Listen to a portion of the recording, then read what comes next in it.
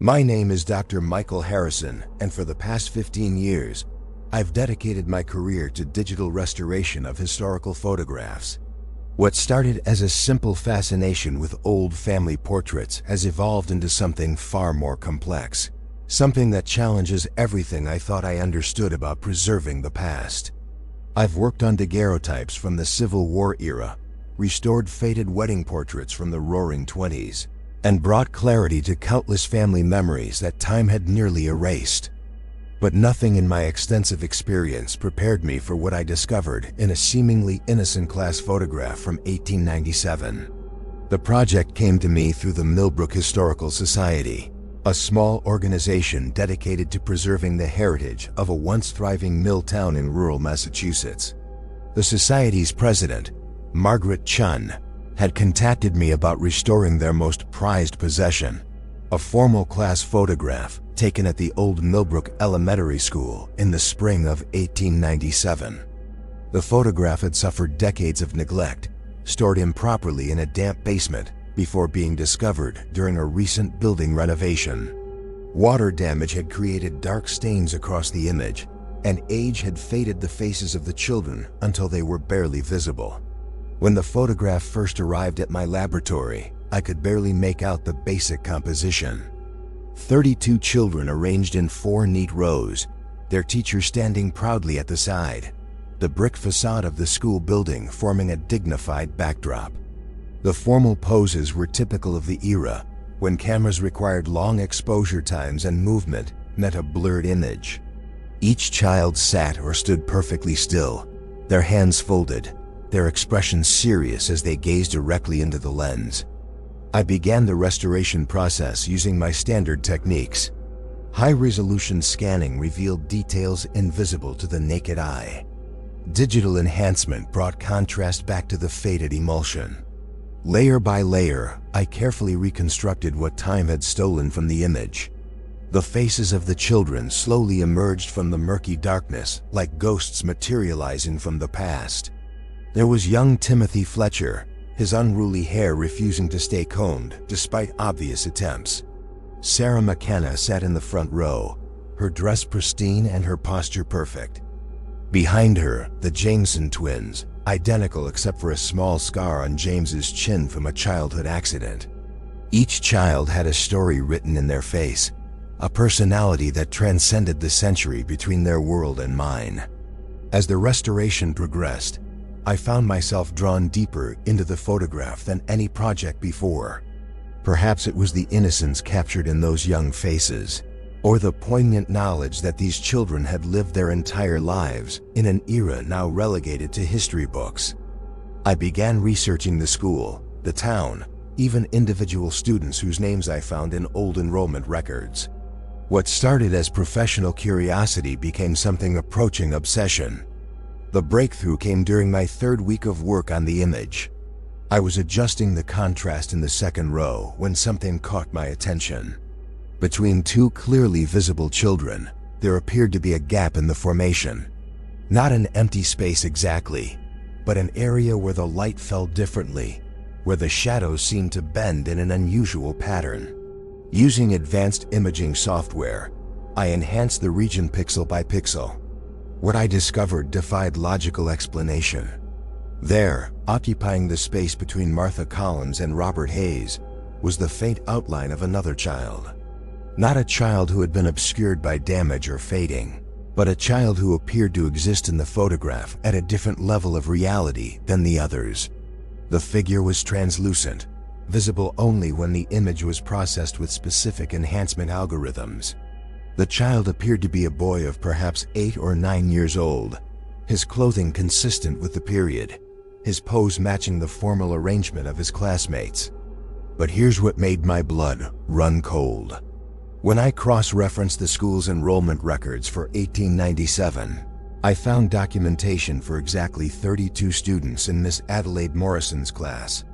32 children whose names matched perfectly with the faces I had restored in the photograph. There was no record of a 33rd child. No mention in attendance logs, no tuition payments, no family correspondence with the school. According to every official document, This mysterious boy had never existed. I contacted Margaret Chun at the Historical Society, thinking perhaps there had been an error in the records I'd accessed.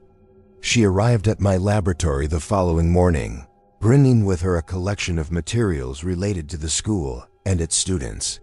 Together, we went through enrollment books, teacher correspondence, and even personal diaries kept by families in the town.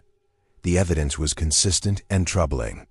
There was no record of any additional student in Miss Morrison's class during the 1896-1897 academic year. Margaret suggested I might be seeing an artifact of the restoration process itself, a digital ghost created by the enhancement algorithms. It was a reasonable theory, and one I desperately wanted to believe. But when I showed her the enhanced image, her reaction told me everything I needed to know. Stared at the screen, she sat in stunned silence, her face growing pale as she studied the translucent figure. "I've seen that before," she whispered finally. Her voice carried a tremor that spoke of recognition mixed with fear.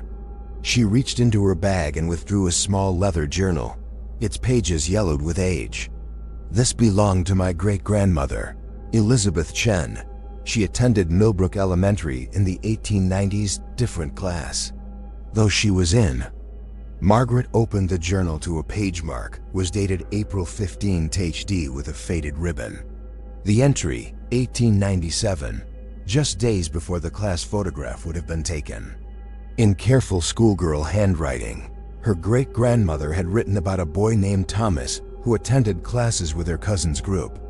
She described him as quiet and withdrawn, always sitting in the second row, always dressed in the same worn jacket despite the changing seasons. "Thomas never spoke during lessons," the entry continued. "Miss Morrison acted as though he wasn't there at all. When she called attendance, his name was never mentioned. The other children seemed to forget about him the moment they looked away. Only I could see him clearly, and only when I concentrated very hard. I think Thomas might be lost, unable to find his way home."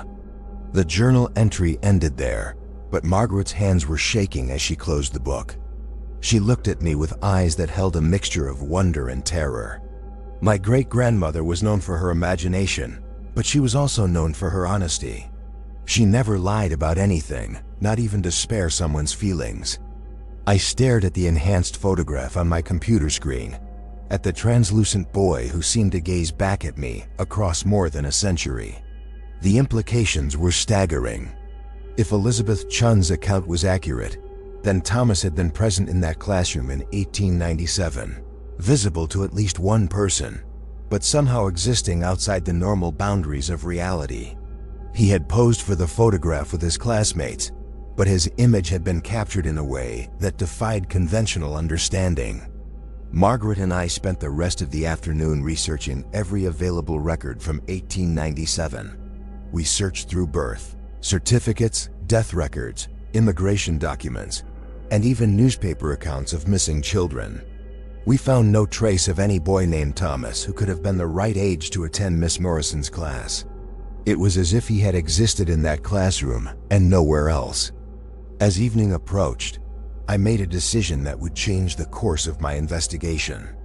I began searching for other class photographs from Millbrook Elementary, wondering if Thomas might appear in images from different years.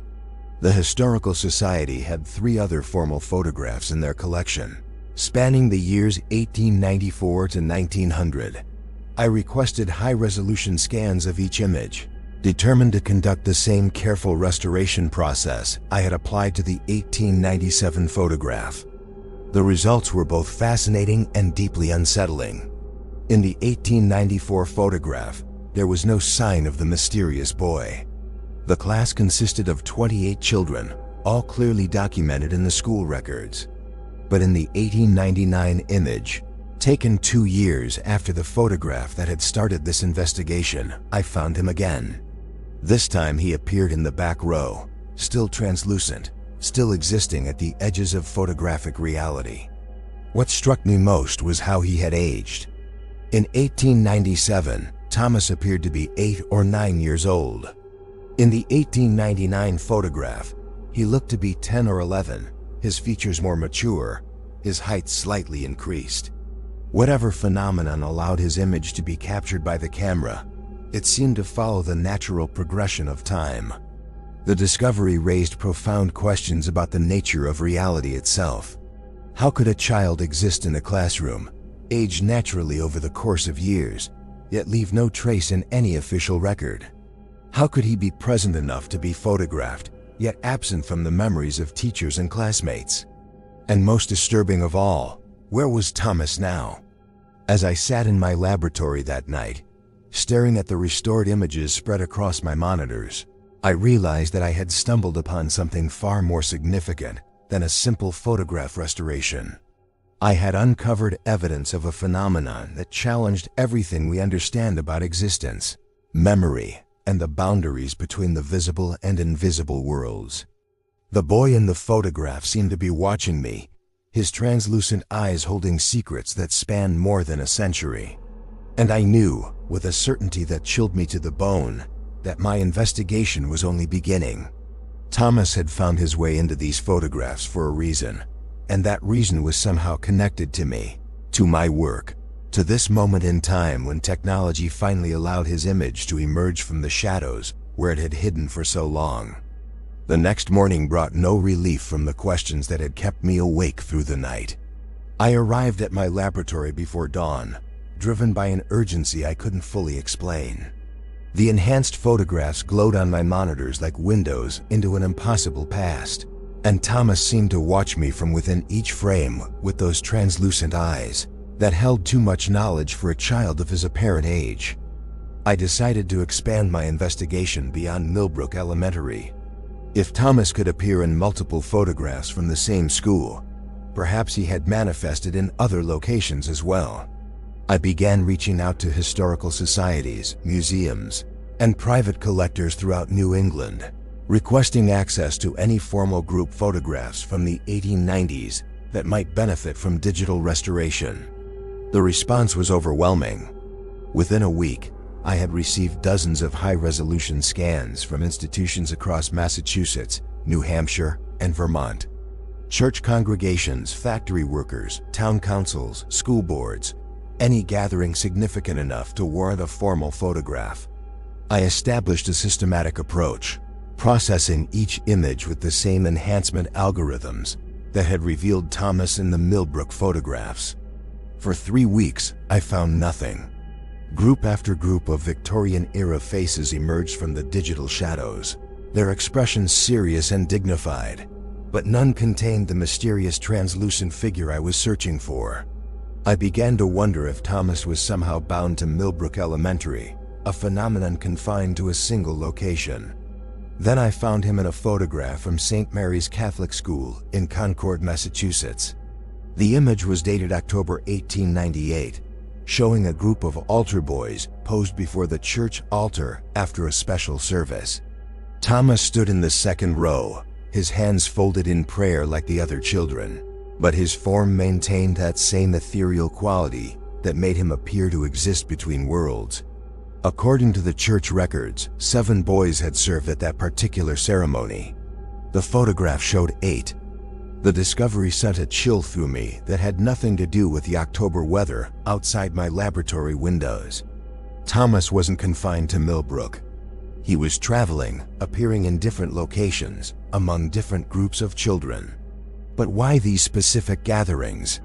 What connected a rural elementary school to a Catholic church 30 miles away? I documented every detail of the St. Mary's photograph, noting Thomas's position, his apparent age, and the quality of his translucent appearance. He looked to be approximately 11 years old, consistent with the natural aging I had observed in the Millbrook images. His clothing had changed slightly, the worn jacket replaced by what appeared to be formal church attire, though still bearing that faded, otherworldly quality that marked him as different from the other children. My investigation took on a new intensity. I began mapping the locations where Thomas had appeared, looking for patterns in geography, timing, or the nature of the gatherings themselves. The Millbrook Elementary photographs from 1897 and 1899. St. Mary's Catholic School in 1898. I needed more data points to establish any meaningful connections. The breakthrough came from an unexpected source, Dr. Patricia Whitmore, a colleague from Boston University who specialized in Victorian-era photography, contacted me about a peculiar restoration project she had encountered. From a children's birthday party in Salem, her a photograph private collector had brought Massachusetts, dated 1900. During the enhancement process, she had noticed what appeared to be an extra child in the image, one who seemed to exist at a different level of photographic reality than the others. It reminded me of some work you mentioned at the conference last spring, Patricia told me during our phone conversation. Something about translucent figures in historical photographs.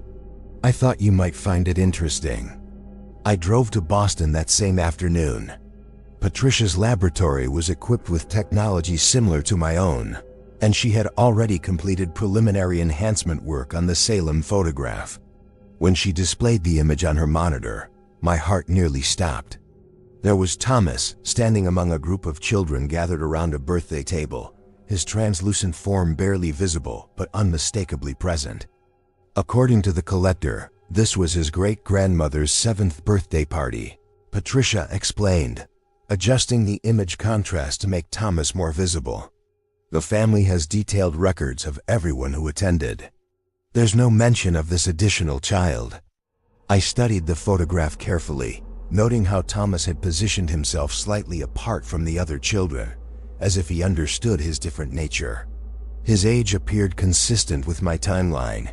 He looked to be 12 or 13 years old, maintaining the natural progression I had observed in previous images. But something else caught my attention, something that made my blood run cold.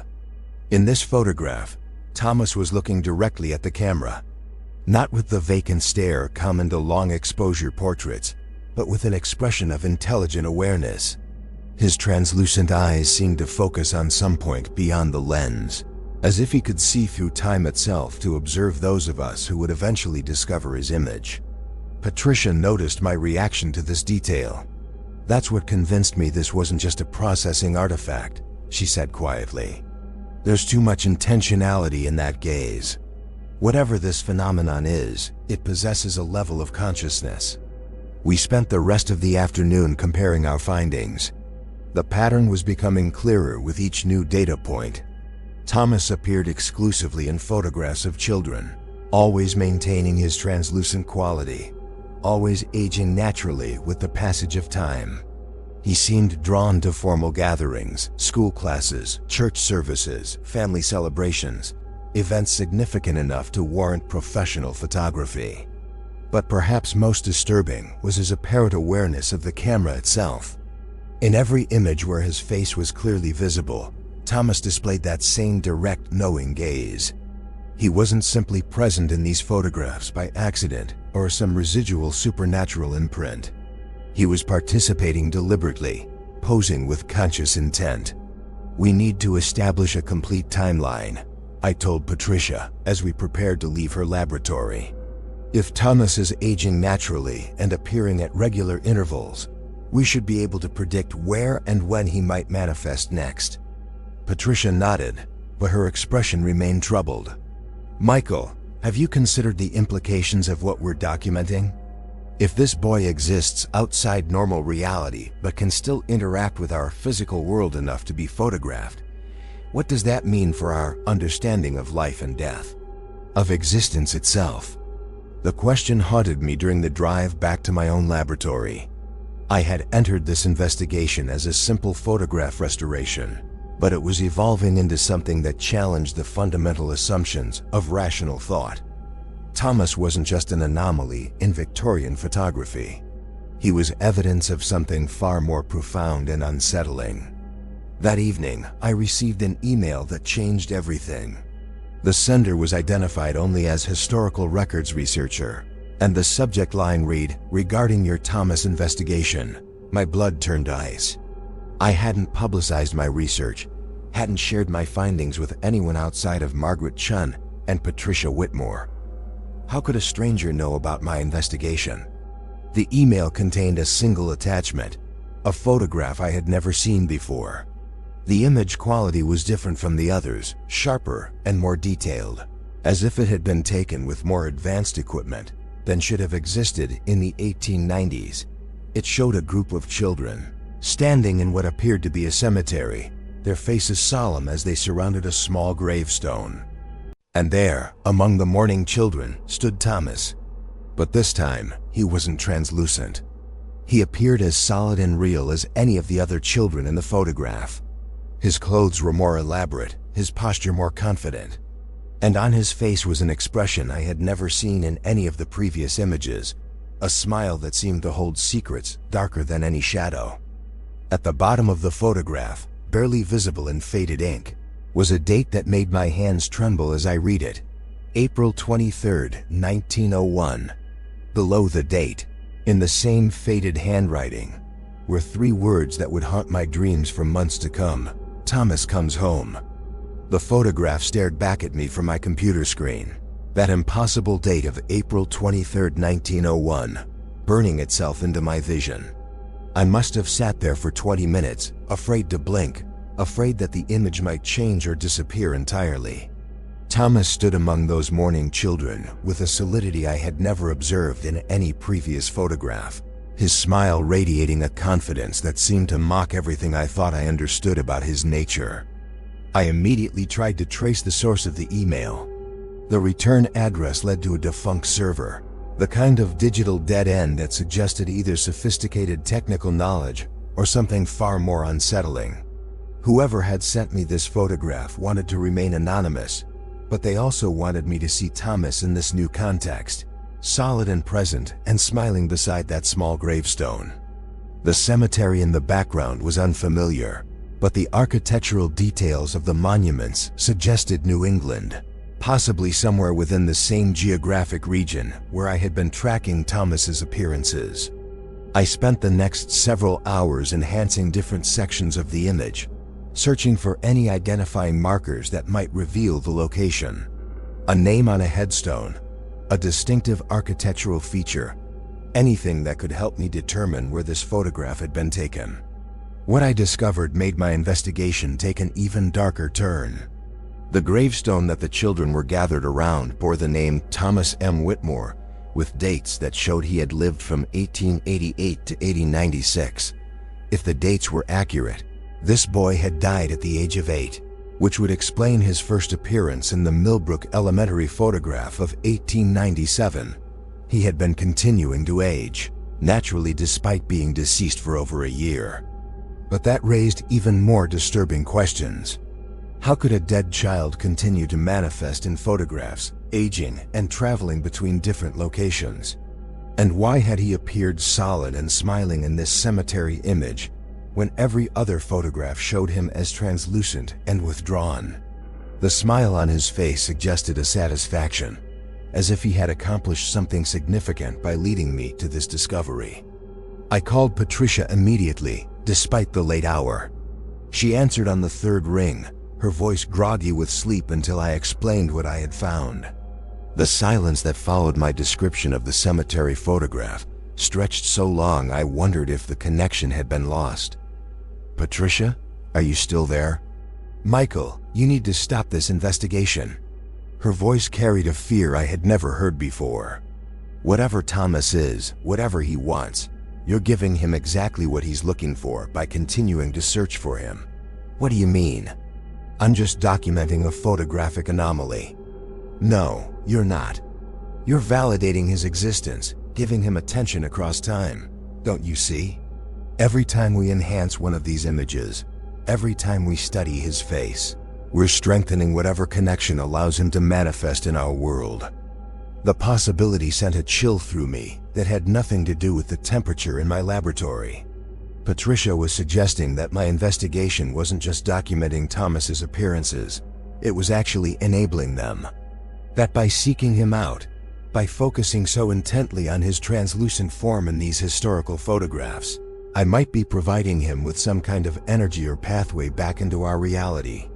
"That's impossible," I said, but even as the words left my mouth, I wondered if they were true. Is it? Think about the timeline, Michael.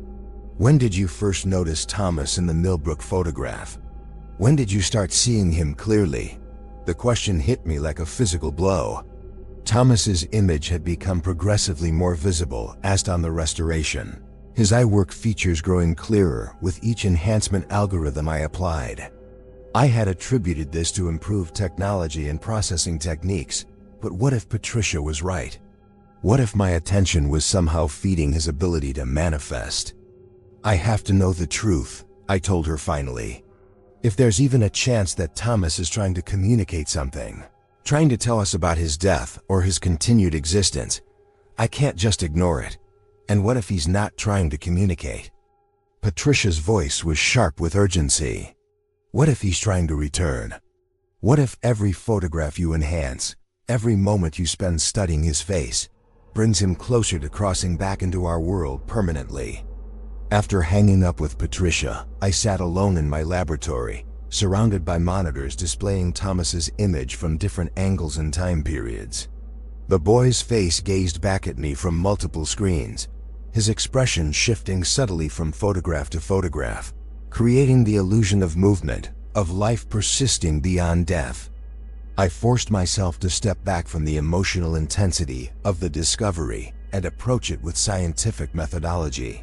If Thomas was indeed the deceased child from the cemetery, there should be records of his death, family information, perhaps even newspaper accounts from 1896.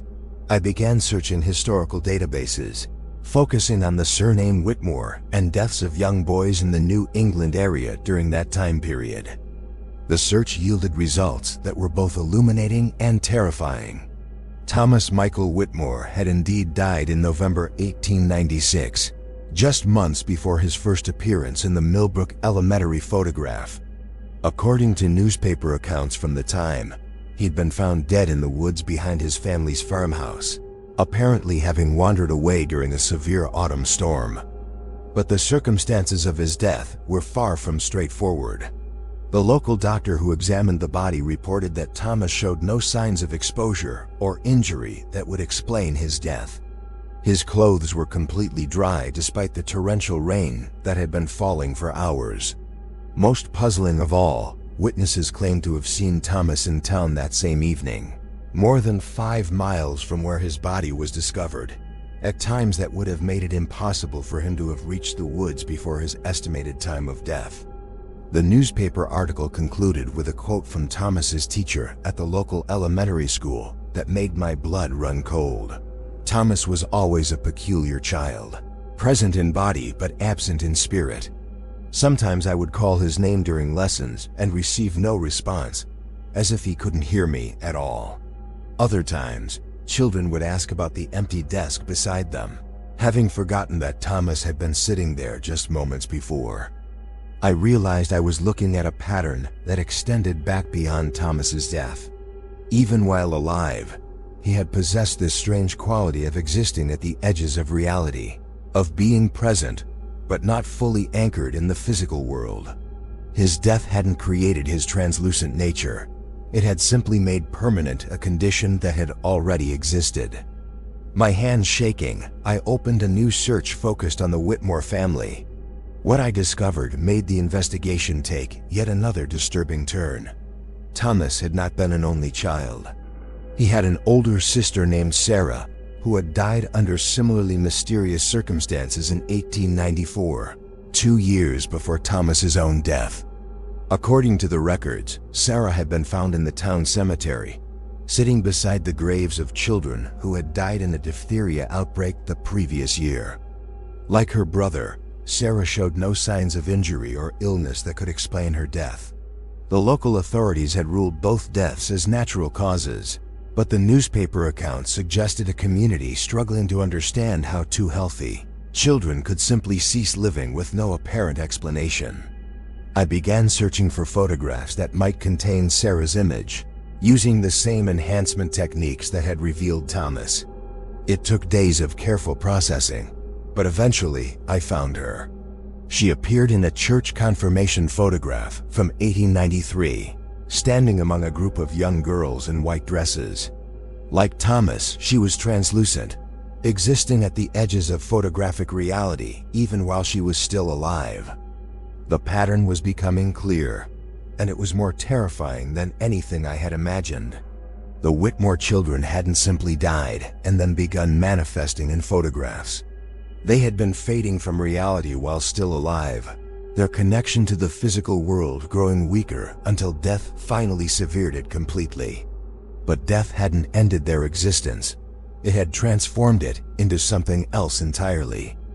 As I studied Sarah's image, I noticed something that made me question everything I thought I understood about the investigation. Behind the group of confirmation candidates, barely visible in the shadow of the church doorway, stood a figure I recognized. Thomas, appearing as a translucent observer, even though this photograph had been taken years before his birth. The implications were staggering.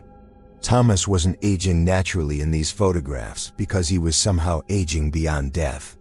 He was aging backwards through time, his consciousness existing outside the normal flow of temporal reality.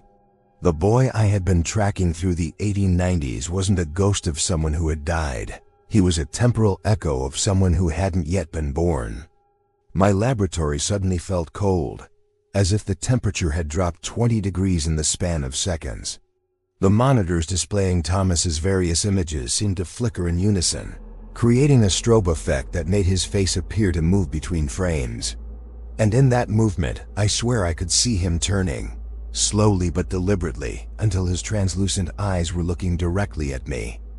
The email notification sound made me jump, my heart hammering as I saw another message from the mysterious historical records researcher. This time, the subject line read simply, "He knows you're watching." The message contained no text, only another photograph attachment that I opened with trembling fingers. The image showed my own laboratory, taken from an angle that should have been impossible. I was visible in the frame, sitting at my desk, studying one of Thomas's photographs on my monitor. But standing beside me, his translucent hand resting on my shoulder, was Thomas himself.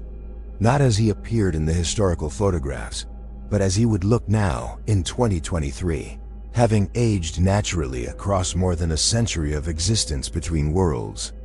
His face was older, mature, but unmistakably the same boy I had been tracking through time. And his expression held a satisfaction that chilled me to the bone. The look of someone who had finally found exactly what he had been searching for. At the bottom of the photograph, in that same faded handwriting I had seen before, was a message that made my blood freeze. "Thank you for remembering me, Dr. Harrison. Now I can remember you too." I slammed my laptop shut and stumbled backward from my desk, my chair clattering against the wall behind me. The photograph had shown Thomas standing right beside me, his hand on my shoulder, but when I spun around to look, nothing was there except the familiar shadows of my laboratory. The air remained cold, unnaturally so, and I could see my breath forming small clouds in the suddenly frigid atmosphere. My phone buzzed with a text message from an unknown number. The words appeared on the screen in that same faded script I had seen in the photographs. "Don't stop looking, Michael. We're so close to being together again." I grabbed my keys and fled the laboratory, not bothering to shut down my equipment or secure my work. The hallway lights flickered as I ran toward the exit, casting strange shadows that seemed to move independently of my footsteps. Behind me, I could swear I heard the sound of a child's laughter echoing from my abandoned office. The drive home was a blur of streetlights and paranoia. Every reflection in my mirrors showed only empty seats and normal traffic, but I couldn't shake the feeling that I was being watched, followed by something that existed just beyond the edge of perception. When I finally reached my apartment, I double-locked the door and closed every curtain, as if darkness might provide some protection against whatever Thomas had become. Sleep was impossible. I sat in my living room with every light blazing, my laptop balanced on my knees as I tried to make sense of what was happening. The rational part of my mind insisted that stress and exhaustion were creating hallucinations, that the mysterious emails were elaborate pranks by someone who had learned about my research. But the photograph of my own laboratory defied any logical explanation. The angle, the detail, the impossible presence of Thomas himself, no hoax could account for such evidence. At 3 in the morning, my laptop screen flickered and changed without any input from me. A new image appeared, one I had never seen before. It showed a funeral scene from what appeared to be the early 1900s. A small casket surrounded by mourners, their faces etched with grief. Standing among them, completely solid and visible, were both Thomas and Sarah Whitmore, hand in hand, watching the burial with expressions of profound sadness. But it was the gravestone that made my heart stop. The name carved into the marble was Dr. Michael Harrison, with a birth date that matched my own and a death date of tomorrow's date, just hours away. I tried to close the image, but the laptop wouldn't respond to my commands. The screen remained frozen on that impossible funeral scene, with Thomas and Sarah staring out at me from a century in the past, their eyes holding a knowledge that transcended death itself. As I watched, Thomas raised his free hand and pointed directly at me, his mouth moving as if he were speaking, though no sound emerged from the speakers. The temperature in my apartment plummeted even further. My breath came in visible puffs as frost began forming on the windows. The lights flickered once, twice, then went out completely, leaving me in darkness with only the glow of the laptop screen illuminating Thomas's pointing finger and knowing smile. In the silence that followed, I heard footsteps in my hallway, the soft padding of bare feet on hardwood floors. A child's voice called my name, distant at first but growing closer with each repetition. Dr. Harrison, Dr. Harrison, thank you for finding us. Thank you for remembering. I grabbed my phone and called Patricia, my fingers shaking so badly I could barely dial the number. She answered immediately, as if she had been waiting for my call. He's here, I whispered into the phone. Thomas is here, in my apartment. Patricia, I can hear him walking around. Get out, she said. Erg anything with you, just run. I can single quotes d.ently. Leave immediately. Don't take the door, won't open. It's like was a long pause before Patricia spoke again. Her voice hollow, something is holding it shut. There with resignation. Michael, I need to tell you something. Something I should have mentioned when we first started comparing our findings.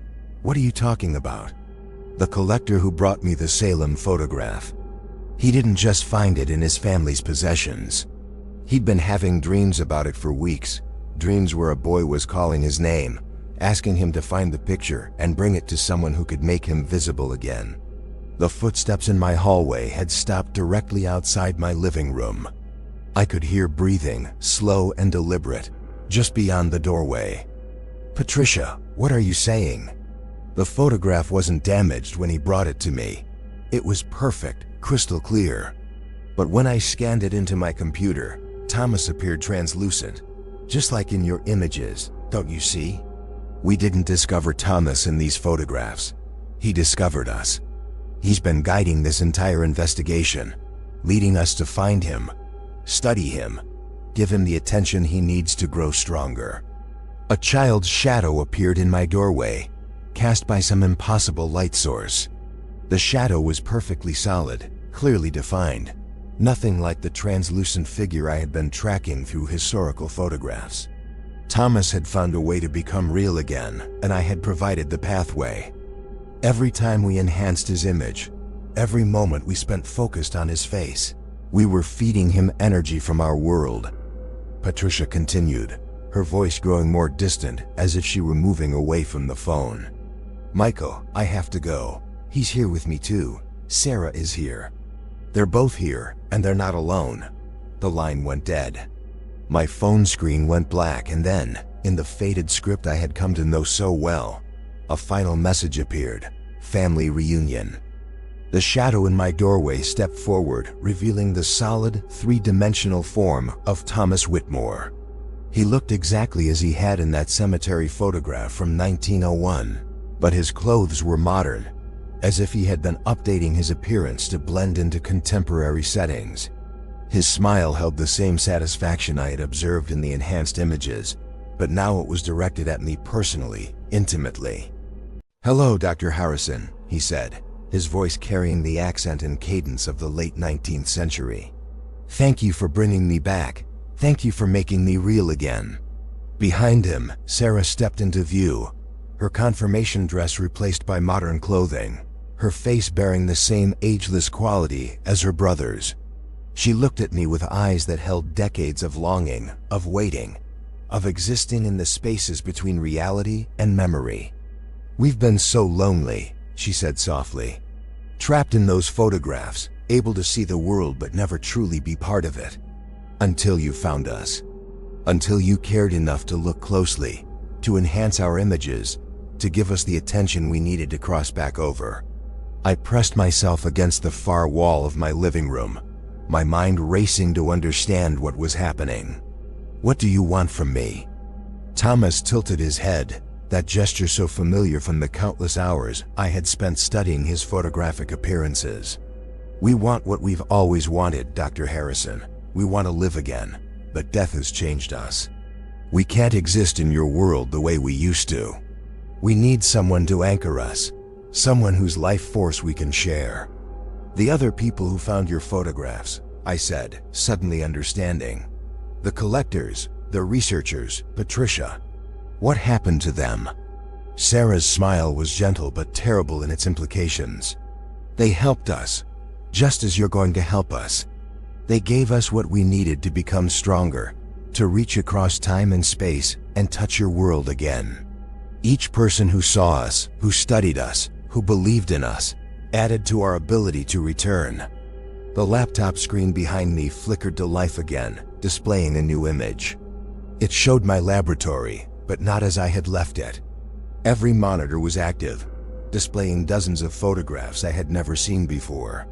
Each image contained Thomas and Sarah, but they weren't alone. Other translucent figures stood with them, children and adults from different time periods, all wearing that same expression of patient waiting. "We're not the only ones, Dr. Harrison," Thomas said, following my gaze to the screen. "There are others who have been forgotten, who exist in the spaces between moments, between memories. Your work, your technology, your dedication to preserving the past. It's given all of us hope that we might find our way home." I realized with growing horror that my investigation had never been about documenting a photographic anomaly. It had been about providing a doorway for entities that existed outside normal reality, beings who had learned to use human curiosity and compassion as a bridge back into our world. Every enhancement algorithm I had applied, every hour I had spent studying their faces, had been feeding their ability to manifest physically. "The funeral photograph," I whispered, remembering the image with my name on the gravestone. "Tomorrow's date." Thomas nodded solemnly. "Not a prediction, Dr. Harrison, an invitation. You've given us so much already, opened the door between worlds, made it possible for us to return. But we need something more permanent, something that will let us stay in your reality without fading back into the photographs." Sarah stepped closer, her hand extended toward me in what might have been a gesture of friendship or threat. "We need you to join us, Michael. To become part of our family, to exist in both worlds simultaneously. Think of all the forgotten people you could help, all the lost souls trapped in old photographs who just want to be remembered again." The offer hung in the air between us, carrying implications that stretched far beyond my own fate. I understood now that accepting would mean becoming something like them, existing between life and death, reality and memory. But refusing might mean something far worse for the world I was trying to protect.